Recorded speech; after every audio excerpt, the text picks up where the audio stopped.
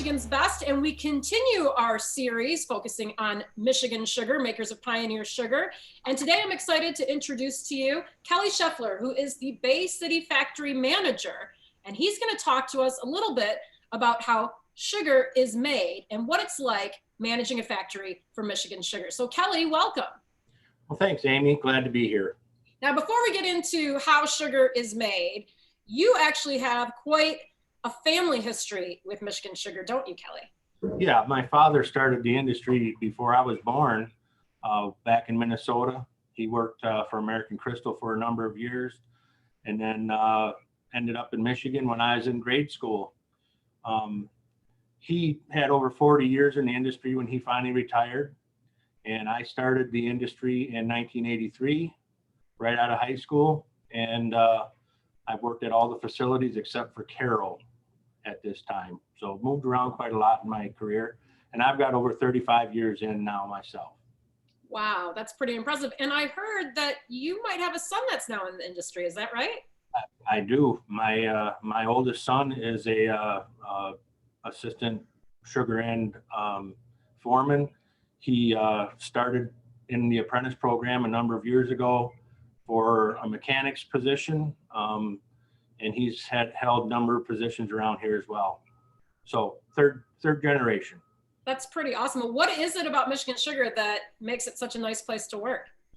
Well, it's certainly a place where there are a lot of opportunities to better yourself, move up if you'd like, really take on any challenge that comes around, and it's really up to you where you end up. Well, that's good to hear. Well, you ended up as the manager of the Bay City factory, and having driven by this facility, I would be a little overwhelmed with this job. I feel this is a pretty big deal. What is your day like on a daily basis? Busy. There's a lot going on here at this facility. We have beet sugar factory, of course. We also have a molasses desugarization process here. We've got a big environmental wastewater treatment plant here. And basically we run part of the plant about 360 days a year, and other part about 250 days. And there's a lot of maintenance going on in between those times, and just getting everything organized, keeping people focused, and making things happen, planning, scheduling. It's a big job. It takes a lot of time. Well, I'm sure you're doing a pretty great job at it because you guys are still promoting some great sugar. One thing that I've been really surprised about are the factories that Michigan Sugar that you guys use. They're the original factories built way back when that you're constantly updating, upgrading, bringing into the 21st century, essentially, when they were built in the 1900s, right? That is correct. All the factories that Michigan Sugar owns were built in the 1900s, except Carroll. They were built actually in 1899. So yes, over the years, we've grown and expanded. Most of these factories were built and designed as 600-ton-a-day factories. Right now, Bay City can slice up to 10,000 tons a day. Seawing can slice 6,000 tons a day. Carroll 4,000 tons a day, and Croswell is going to be up to about 55 pretty quick. That's incredible. Well, that derives directly from good factory management. Oh, absolutely, of course. Can't agree more. Exactly. Wow. Well, Kelly, why don't you walk us through what it's like managing the factory and processing the sugar beets into the sugar that we find in the red bags that we use at home? Okay. I'm going to try to explain it as well as I can. I do have a couple of props, so hopefully I can incorporate those so people can understand a little bit better. We start, of course, with the beets being delivered to the factory. First thing we do is we wash them in a flume, big beet washer, lots of sprays. We tumble the beets, try to get all the dirt off, and then they go into our slicer hopper, and we slice them. And when in the slicers, we have beet knives, which look just like this. Mm. And this is how we cut the beets. And when we slice them, we then call them cassettes, and they look kind of like this. almost like a shoestring potato. Yeah, exactly. So I assume you have a ton of those knives, chop, chop, chop, chop, chop. Oh, yes. Okay. We have 2 or 3 slicers. Each slicer can slice 4,000 tons a day by itself. So, yeah, there's a lot of slicing going on. And the knives are reusable. We can take them out and sharpen them. And we can do that about 3 to 5 times, depending on the length and if they get damaged. And these knives How are, often do you sharpen them? well, right now we're running them about 24 hours. And then we take them out, we change them because they get dull. And then sometimes you can run longer, sometimes shorter, especially if they get a rock or something that damages the knife. Because cassette quality is imperative in a beet sugar factory. You start with a good cassette, and a lot of your problems in operation solve themselves. And why is that? Why is that shape, the cassette shape, the way that you do this for sugar beets? Why don't you just slice them into rounds or cut them into cubes? Well, what we're looking for is maximum surface area. So ideally, if we could cut them in a hexagonal shape with a hexagonal inside, that'd be perfect, but it's not that easy. So we cut them in basically V shapes. Okay. So it's not quite like a potato, but almost like a wavy potato, if you would see that. Okay. And that V shape gives the maximum amount of surface area that allows the water to penetrate the cells, and that's how we start to extract the sugar, the sucrose. Okay. And we do that in a diffusion system, which consists of a big mixer and a diffuser. The diffuser holds probably about 800 to 900 tons of cassettes. The mixer is another couple hundred tons. So we have about 200 or 2 hours of retention time in that equipment.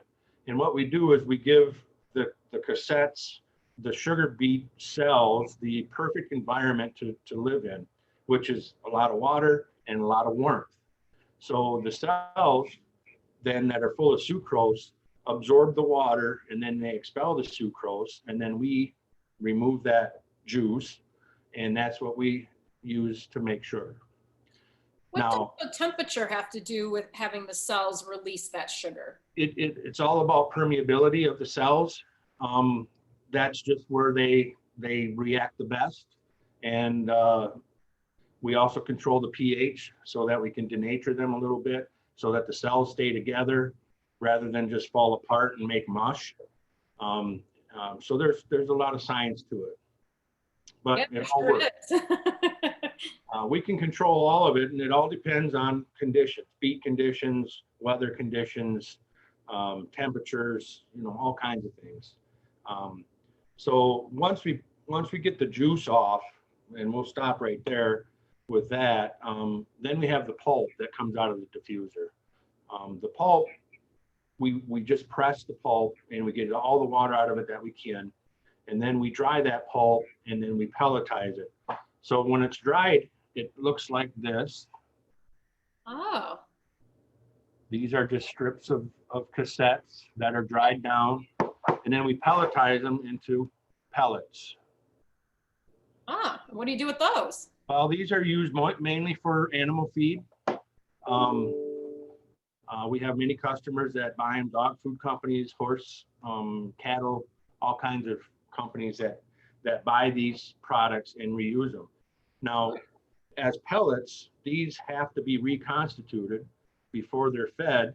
Otherwise, if an animal ate these right now and they started to swell up, they could explode. So all we do is they'll absorb that much water? Absolutely. What? If you take a 5-gallon bucket of these pellets and you put them in a 55-gallon drum and you add 5 gallons of water, when they reconstitute, they'll just about fill that drum up. Oh, wow. That's how much they expand. So when those companies buy those, they will reconstitute them, what, grind them up and then add them in with a bunch of other stuff? Yep, absolutely. Yep. And does it add any nutritional value, or is it a filler? There is nutritional value. There's a lot of carbohydrates. There's some sugar, and that's as far as I know. Have you ever tasted one? Oh, of course. And what does it taste like? Like a beet pellet. Okay. It's indescribable. Okay. When you work in a sugar factory, sooner or later you taste everything, like it or not. I'm sure you do. So, well, I love that you guys are using everything. You're even using essentially the waste product from the sugaring process, Absolutely. Which is an important part of your business. Yep. So getting back to the process, we also have to purify the juice now. And to do that, we use milk of lime that we produce on the property. And how we do that is we have a lime kiln. We put limestone and coal in there. We burn it. The limestone turns into calcium oxide, which looks kind of like this. Some of you guys, girls out there might know this as quicklime. You can buy it for your gardens and such. We burn about 400 tons of limestone a day to produce enough of this lime to purify our juice. And how we do that is we add water to this and we turn it into what we call milk of lime, and then we add it to the juice. So in the lime kiln, not only do we produce calcium oxide, we also produce CO2 because that's part of the chemical reaction that takes place. And so we blend the lime with the juice and we blend it up really good. We raise the temperature and then we bubble CO2 gas through it, and that's called carbonation. And that gas recombines with the lime molecules and it settles out. The lime then acts as a coagulant.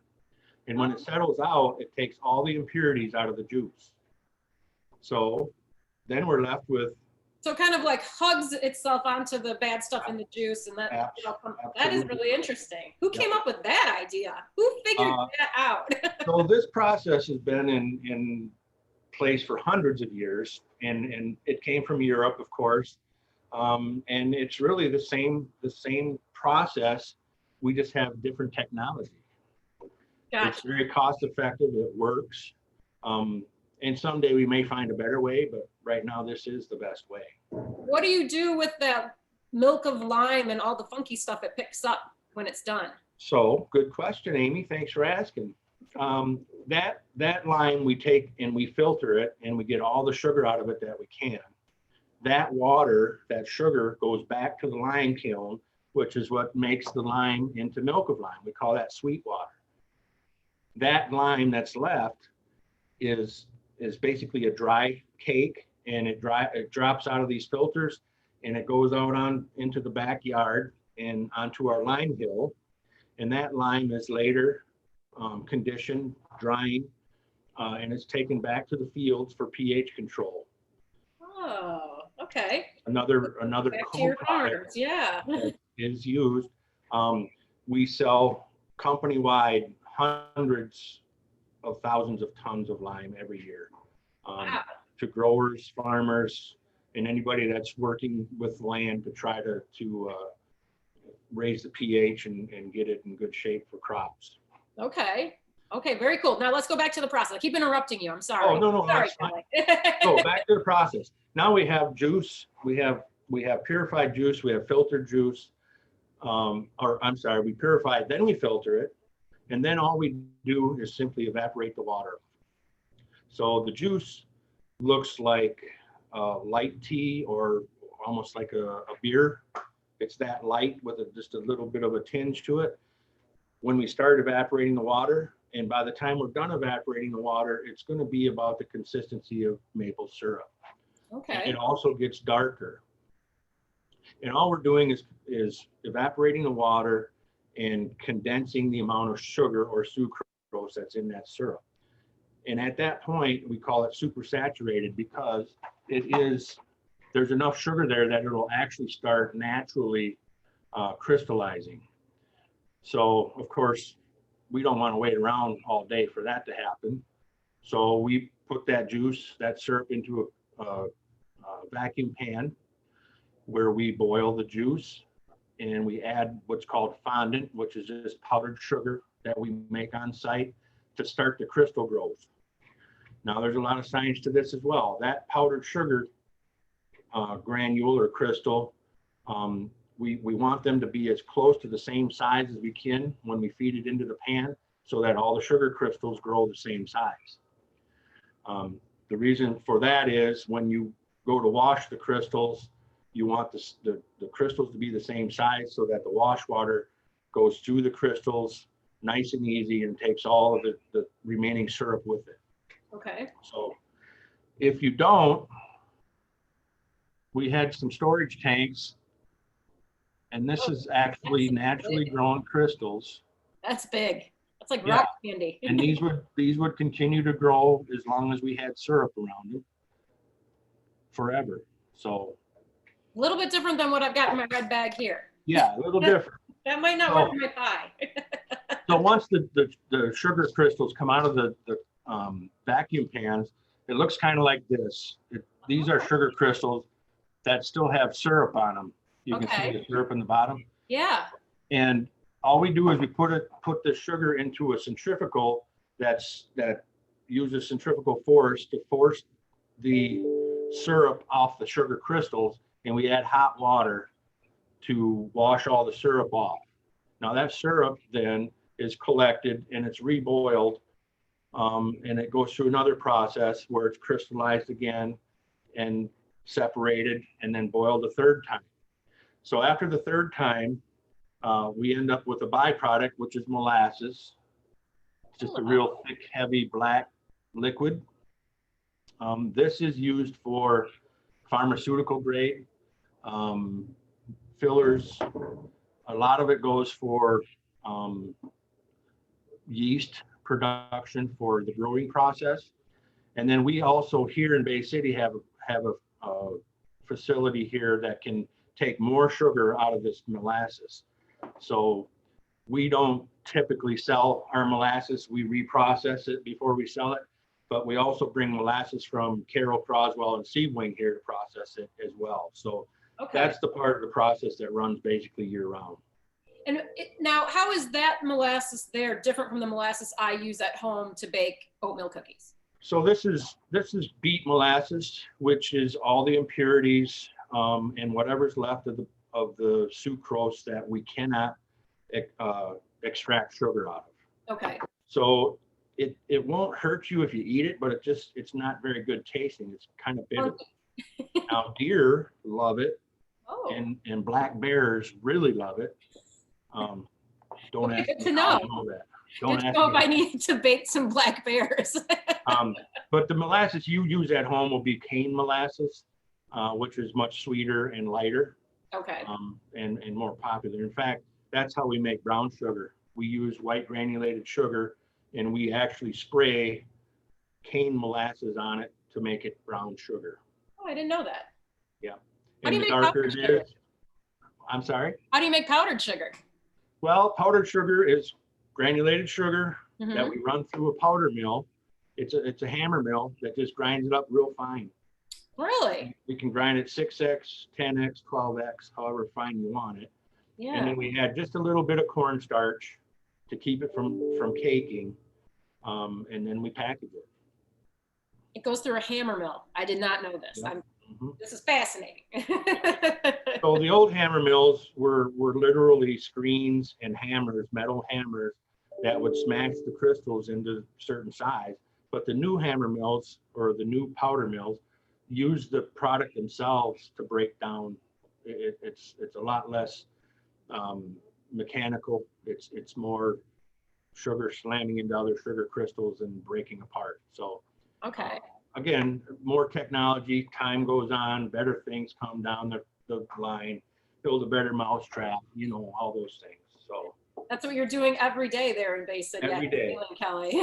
So what's the timeline for a sugar beet to arrive at your factory? I know they get stored for a while, but then from start to finish, how long is this process of making sugar? So in the factory, it's going to be approximately 8 hours. It could be longer than that, depending on what's going on.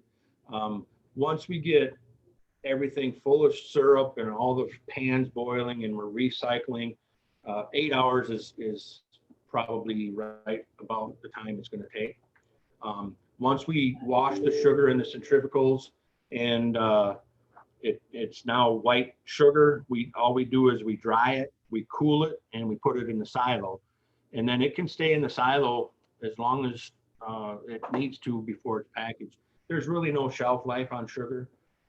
As long as you store it properly, it'll keep forever. Good to know. Mine never sticks around very long though, because I'm constantly using it. It doesn't last long most places. Well, Kelly, this has been utterly fascinating. I love to hear about the process because it's when you see the beets in the field and then see the sugar in the bag, you're like, how does this even happen? So thank you so much for sharing that process with me. You're welcome. We appreciate your podcast, Amy. You've done a number of them now. We appreciate your support and your support of the industry and the company. Oh, well, thanks, Kelly. Kelly, if people want to get more information about Michigan Sugar, learn about the company and where they can buy your wonderful Pioneer Sugar, where should they go? MichiganSugar.com. Simple as that. It's simple. Well, Kelly Scheffler, who is the Bay City factory manager, thank you so much for sharing the sugar story with us today. All right, you bet. Thanks, Amy. If you guys want to follow along on our entire podcast series, you want to head to Facebook and look up Michigan's Best.